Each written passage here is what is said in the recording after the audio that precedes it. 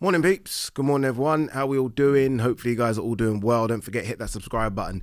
If you guys are new to the channel, don't forget as well to like and share the vids. Don't forget peeps, we are live tomorrow. We're going to get going at 8 o'clock, the watch along for Eubank versus Smith. Hopefully, the three fights that I want to cover are Joseph Parker versus Jack Massey, Richard Riakporhe versus Glowacki, and obviously the main event. I'm not sure if that's the order. Look, we'll talk about Kell Brook and Chris Kongo, but the three main ones for me are: how does Joseph Parker look? What does Richard Riakporhe do against Glowacki? And then obviously the main event, which I think is 50-50. So yeah, we're going to get going at 8 o'clock. Hopefully those are the order of fights, but if it's something else in between, fine. So yeah, please join me 8 o'clock tomorrow evening. Should be fun. All right, I was at the press conference yesterday, which was interesting to say the least. It was nice to be at a Sky Sports boxer press conference. I've not been at one for years, if I'm honest with you. So it was nice to see a few people have conversations. And then obviously the presser got very interesting. Homophobic slurs, talks about people cheating on their wife. It went left. I'll be honest, it went left. And I felt sorry for, I can't remember his name, the guy that was hosting it. How have I forgot his name? But I felt sorry for him because I know for a fact, if I'm in the middle there, you have to tell both of them to stop. You have to tell, because Sky Sports are going to hate that kind of stuff. And it's weird, we as boxing fans have almost become numb to those type of things being said. Like, there was a lot of boxing fans in there and we just kind of laughed and carry on. Whether that's wrong or right, that's kind of what was going on in the audience. When it went out to the mainstream, they were disgusted by it. And it shows that boxing, as much as we think it is a mainstream sport, it still kind of isn't, because we're used to that. I remember Amir Khan throwing homophobic slurs at Kell Brook. We've had everything being said at a press conference. So was it wrong? Yeah, absolutely. Both of them crossed the line, 100%. But we're used to it. We're so used to that kind of nonsense being said that we don't even react. It's crazy. But yeah, I think both of them crossed the line. I think both of them, especially Liam, will probably go home thinking, yeah, what was I saying? But I mean, look, in the heat of war, in the heat of a battle, sometimes you do lose your mind and you just say what you want to say. And so he did. Both looked in great shape. I interviewed both very, very confident. And it's not confidence that they're just putting on like a mask. Both of them genuinely think they're going to win. They both know it's a tough fight. Don't believe all that Eubank 50% thing. He knows how tough this is.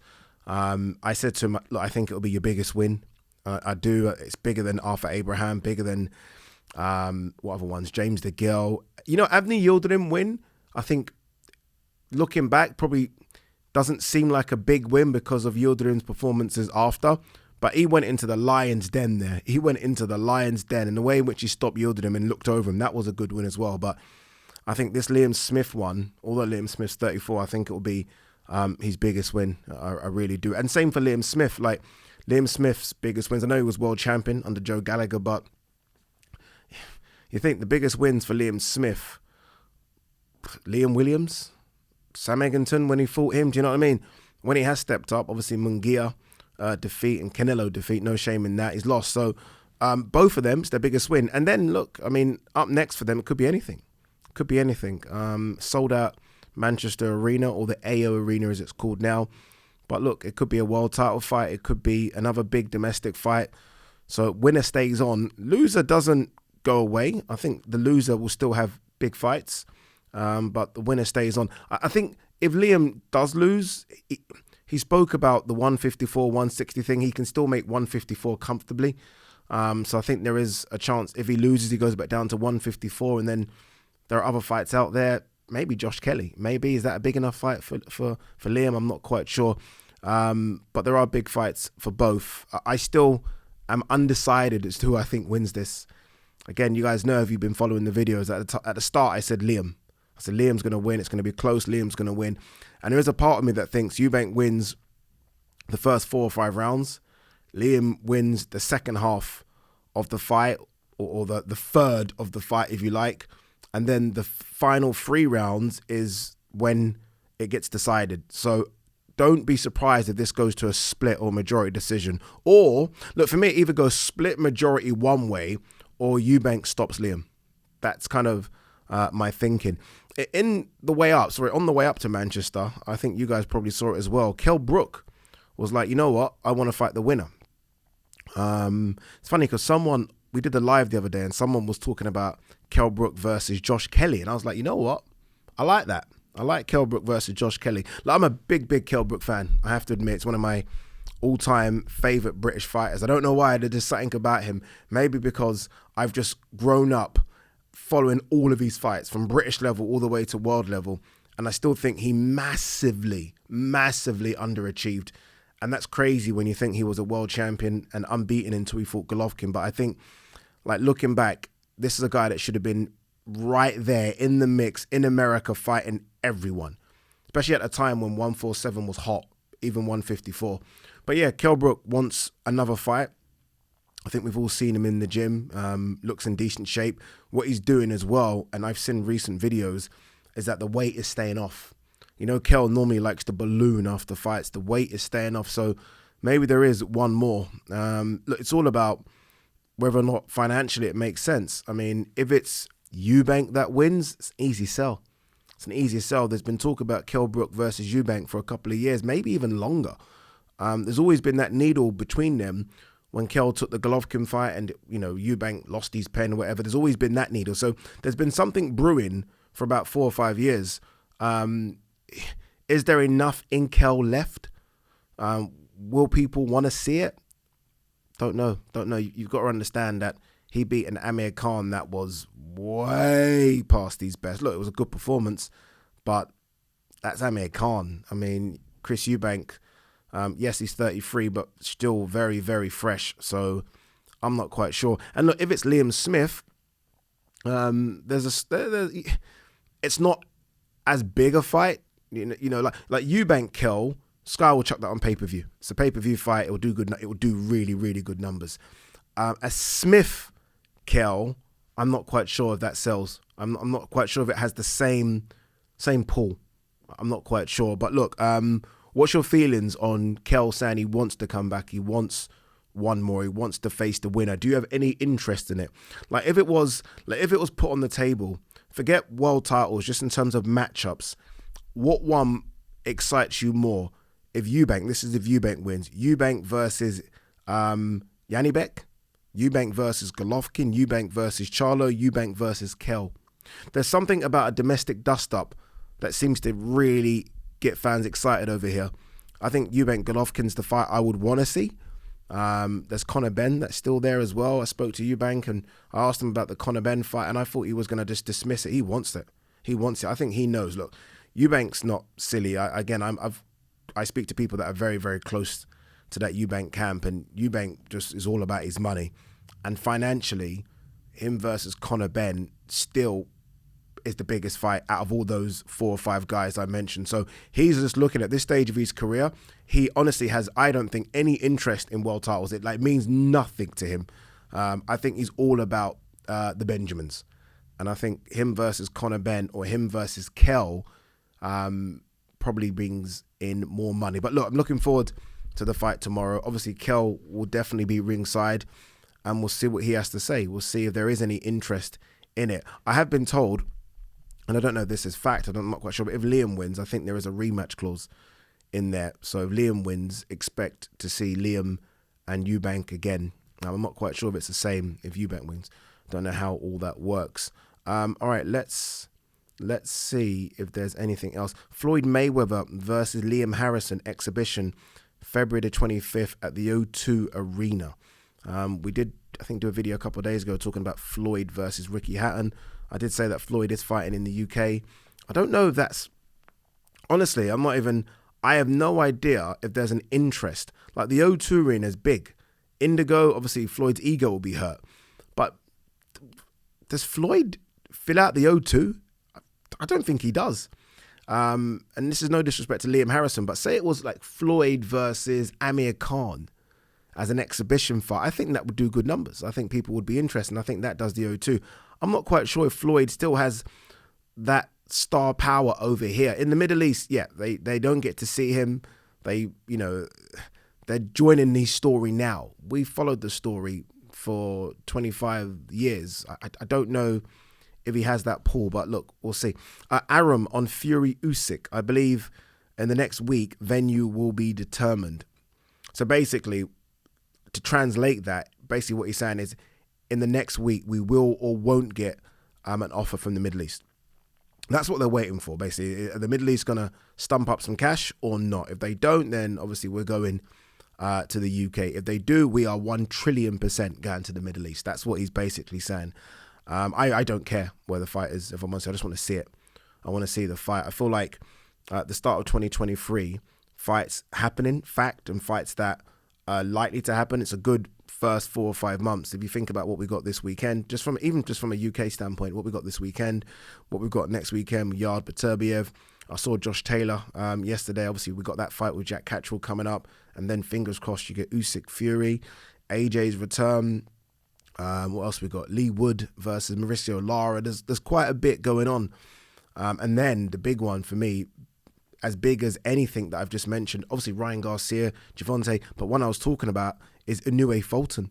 I mean, Inoue has gone up in weight and he's asked for the king. He's like, give me the king. I want who's the number one. And Inoue has literally cleaned out the division below, gone up in weight and like, who's the best? Who's number one? Who? You? Let's do this. I fucking love it. Like, there's no, let me just have a fight at the weight class because I'm not quite sure. No, give me number one. And, credit to Fulton as well. Look, he probably had no choice in it in terms of going to Japan. There was probably an offer of, okay, this is how much money you make if we get Inoue over here in the States. This is how much money you make if you go over. And it might be 4 times as much. So credit to both for making this fight happen. But yeah, back to Fury-Usyk. Let's just hope we get an announcement very, very soon. Both of them have started to make videos and Instagram posts, so hopefully that means we are close. Eddie Hearn hopes to conclude a deal for Canelo versus Ryder title clash. Yet another one that's basically down to venue. There's 3 options, obviously. Vegas, Canelo's home, where he's been fighting for years. Over here, Emirates Stadium. John Ryder, obviously a big Arsenal fan, Islington boy. I think he's an Arsenal fan, I'm sure he is. Or the Middle East. Out of those 3, Middle East. It's gonna go to the Middle East. Like, that's fact. Book it. Remember Ade said this. This fight's going to the Middle East. But I guess, look, we know it's gonna happen now. Canelo is gonna fight John Ryder. It's weird how people, if there's any fighter that you can't dig out for taking maybe a below his level fight, it's Canelo. Like, I find it astonishing that some people are, what's Canelo doing? I'm like, what are you doing? What's your favorite fighter doing? Like, bring out your current favorite fighter in and around that weight class. Go 160, go 160, go whatever, go 175. And I will tell you Canelo's resume in the last 5 years is better than them. So Canelo for me can have this. He can have it. Because I know Canelo for the last few years has been giving me at least 2 fights a year. We've got that from Canelo. There's been a couple of stages where it's been 3 fights a year. You can do this. I don't mind it. I don't know why people are so upset about it. Otto Volin takes Stay Busy fight on January 27th at the Castleton in Wyndham. No idea where this is. He's in a weird place, Otto Volin. Like, obviously, look, he was so disappointed he didn't get the Dillian White fight. I'm guessing he's upset he didn't get the AJ fight. He got the Fury fight, and nothing's really happened since then. That was a really good. I wonder if that performance has made some fighters like, I don't fancy that. That the risk reward, there's not a lot of money in it, and this guy's pretty good. But I feel like he deserves a break. Like, I don't know what's going on. I don't know if it's fighters turning him down. I don't know if there's enough money on the table. I don't know if he's turning some fights down, but he hasn't yet got another big fight, has he? Interesting. Hearn comments on Berlanga free agency. Floats Canelo matchup as a massive fight. Don't think it is. I'm not convinced with Edgar Berlanga. I'm not convinced at all. He had this amazing run, didn't he, where he's just knocking everyone out. It wasn't just knocking a lot of them out in the first round. But as soon as he stepped up, exposed. And I'm not even talking stepped up to B level. I'm talking stepped up to C level, got exposed. So I'm not on the Berlanga hype train. I think as soon as he steps up to B level, he's getting smoked. I really do think that. Gervonta Davis, Hector Luis Garcia pay-per-view buy rate to come in between 200 and 225,000 buys. Solid solid. Someone, I can't remember who it was, someone on Twitter put like 60,000. Like, let's just wait.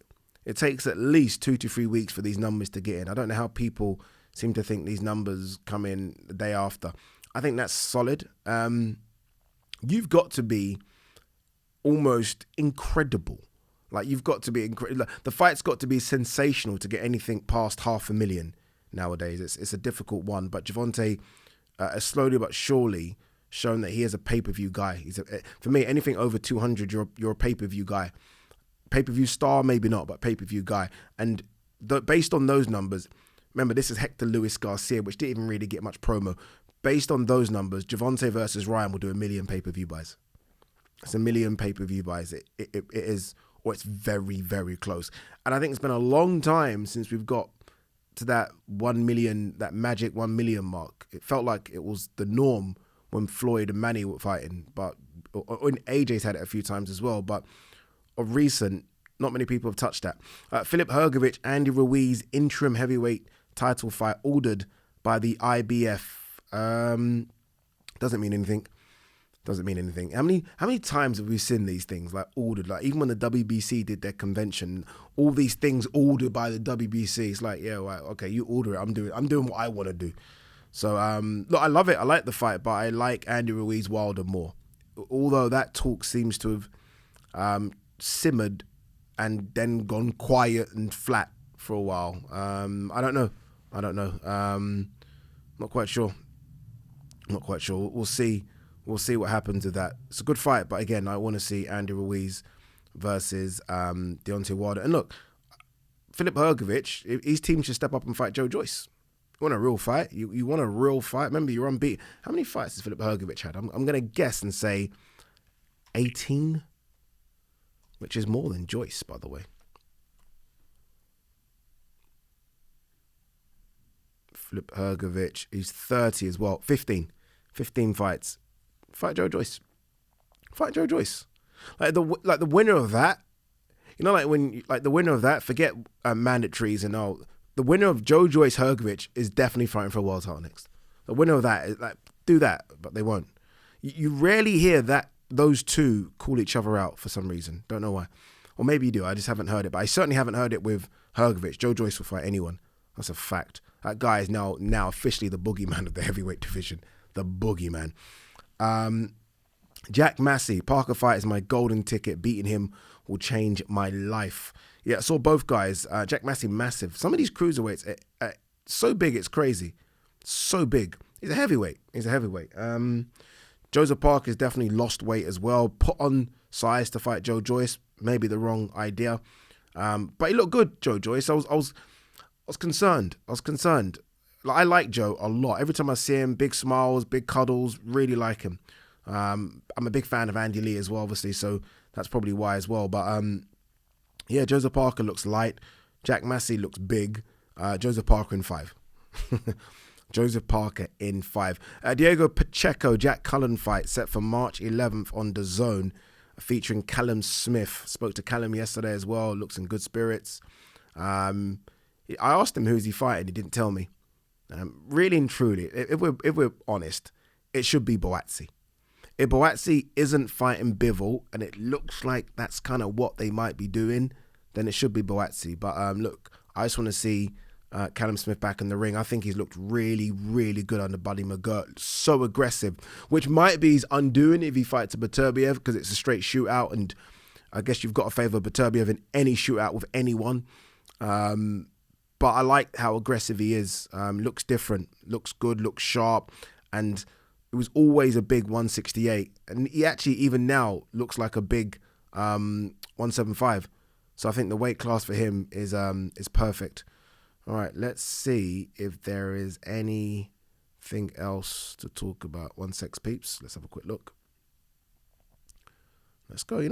Let's see if we can go on to Michael Benson's Twitter. He's always talking about something, isn't he?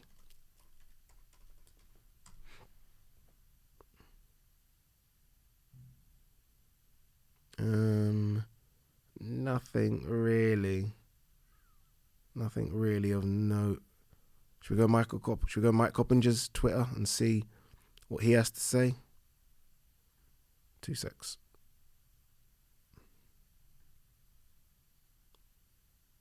You know what I do want to do though, as we're doing this, I am going to do a video, and I don't know why I've not done it yet, and talk about this hate towards YouTuber boxing. I've stopped. I was going to do it last week, straight after the event, but I kind of stopped because I wanted to put a tweet out and get people's views on it. And I've seen a lot of views, not just from fight fans, from broadcasters, journalists, fighters as well. I've seen Josh Taylor, Carl Frampton, Matthew Macklin all jump in and give their disapproval, if you like, about it. So we are going to talk about it because I'm not that I'm fully against what they're saying, because I get it, but I also feel like there are a few things that they're obviously missing out, like in their views on it. There seems to be this weird thing with boxing. It's quite archaic, where you can't enter our sport. How dare you come here? So we are going to talk about it. But guys, look, that's it. There are no other stories. We are done. Have a good day. And don't forget, we're live this Saturday. So tomorrow, 8 o'clock, be there or be square. Don't know what that means. Peace and love.